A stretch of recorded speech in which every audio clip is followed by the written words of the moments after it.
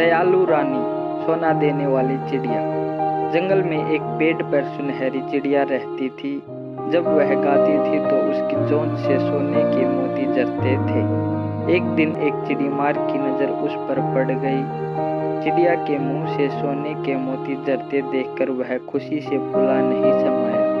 उसने मन ही मन कहा, वाह वाह, आज तो मेरे भाग्य खुल गए।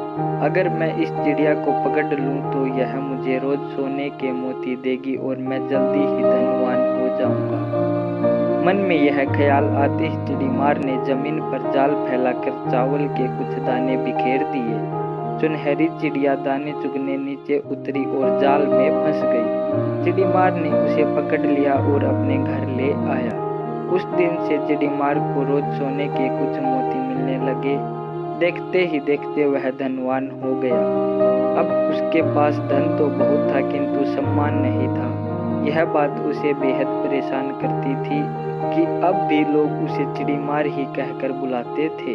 वह सोचता कि ऐसा क्या करूं कि लोग मेरा सम्मान करें। एक दिन उसके दिमाग में एक युक्ति आई। उसने चिड़िया के लिए सोने का एक सुंदर से पिंजरा बनवाया और सोने के पिंजरे सहित वह चिड़िया राजा को भेंट कर दी।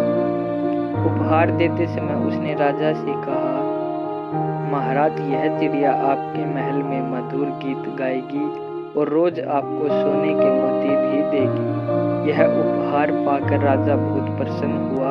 उसने चिड़ीमार को दरबार में ऊंचा पद दे दिया। जल्दी ही राजा के पास ढेर सारे सोने के मोती जमा हो गए। राजा ने सोने के पिंजरे सहित वह चिड़िया अपनी प्रिय रानी को दे दी। रानी ने पिंजरे का दरवाजा खोलकर चिड़िया को आजाद कर दिया और सोने का पिंजरा शाही सुनार को देकर कहा, इस सोने के पिंजरे से मेरे लिए सुंदर सुंदर गहने बना दो।